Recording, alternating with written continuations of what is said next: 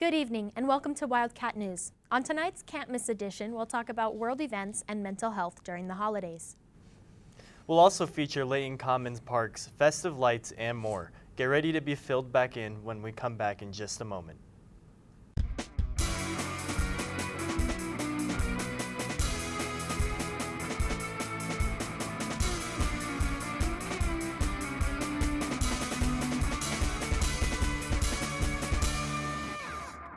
A Charlie Brown Thanksgiving turned 50.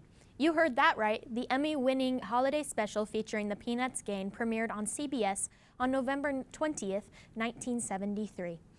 The Peanuts started as a popular comic strip running half a century.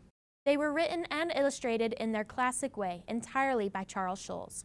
Eventually, these cartoons got their own specials, starting with a Charlie Brown Christmas in 1965. The Peanuts movies are classics everyone can be thankful for.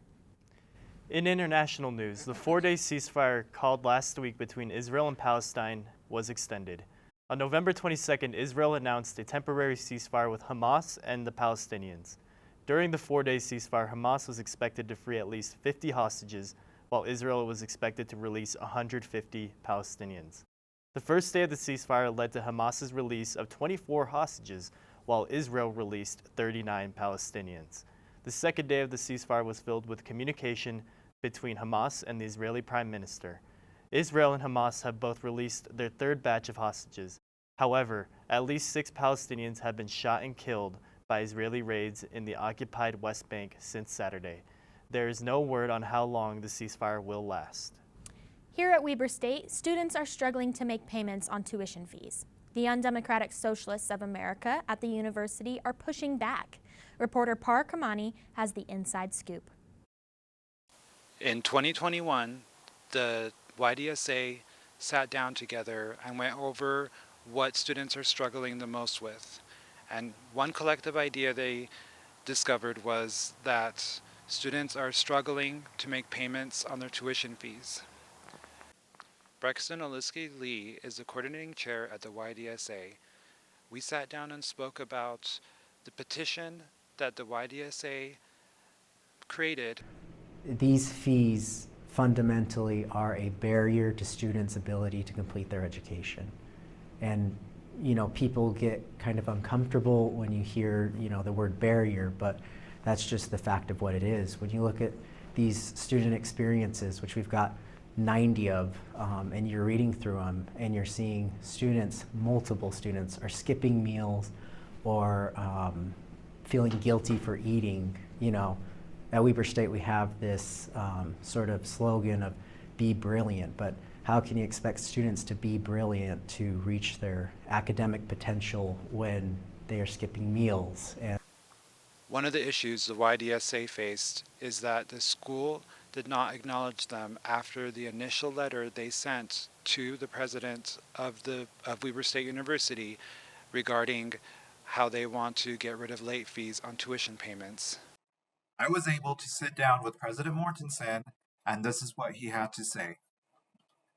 We're not going to, in some ways we won't be able to fully respond to their request. We're going to keep late fees at Weber State like most institutions do because it's important for us to be able to collect tuition revenue in order to pay for the faculty and the staff that provide the student experience. Having a late fee is a motivation, right, for people to pay their tuition or to set up a payment plan or to find other accommodations. Well, for example, like instead of charging a late fee, why not just stop them from being able to get the credits for the course or maybe, like yeah. I don't. Yeah, I mean, I guess we could. I guess we could consider that, but I mean, if there's a punitive impact there, there's always going to be some, but that's harsh, right? I mean, it's a and good motivator. We have the Weber Cares Pantry at Weber State, and that's intended to be so no Weber State student should ever have to skip a meal, regardless of whether they have late fees or any other circumstance. This is Par Kermani at Weber State University reporting for Wildcat News. Thank you, Par. In shocking local news, a 22-year-old Ogden man has been booked in jail for trading THC and nicotine for sex with minors.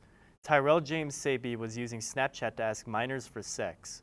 A 15-year-old girl talked with Riverdale police after she was contacted by Saby. Saby was charged with drug possession with the intent to distribute. Weber State recently opened the Mars Center to increase collaboration between academics and industry. Let's go to Elsie Uwase with more information. Weber State University, along with Utah Advanced Materials Manufacturing Initiative, recently sponsored Mars to address the production deficiency in high-temperature materials. I'm joined with Benjamin Garcia, the new Executive Director of the WSU Miller Advanced Research and Solutions. He dives deep into what the Mars Center is hoping to achieve with these high-temperature materials. The center is unique in that it'll be a nice space for both academia and industry to come together and work on particularly hard class materials, high temperature composites.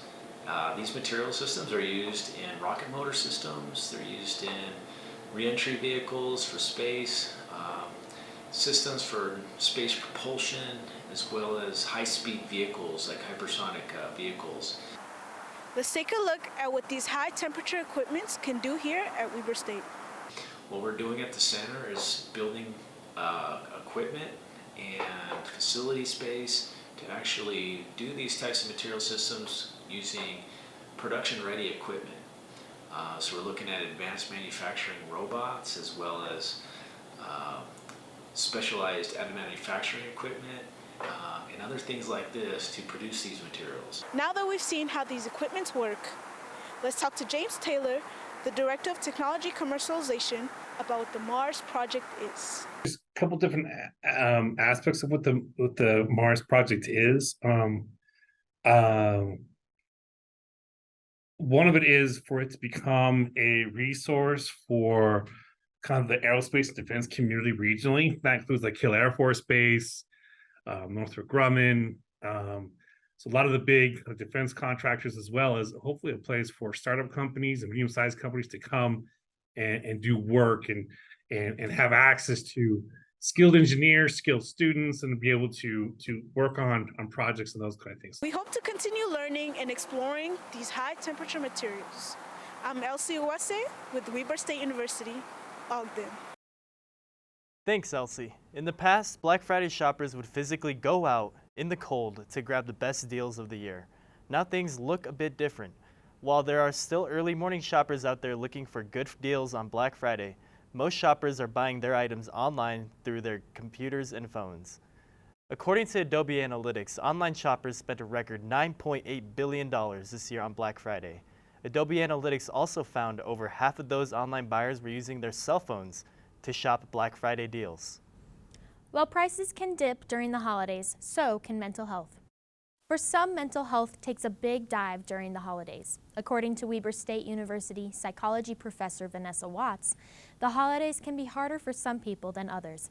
Events, work, money, and time demands can all cause stress. Trying to fit everything into one season can be taxing.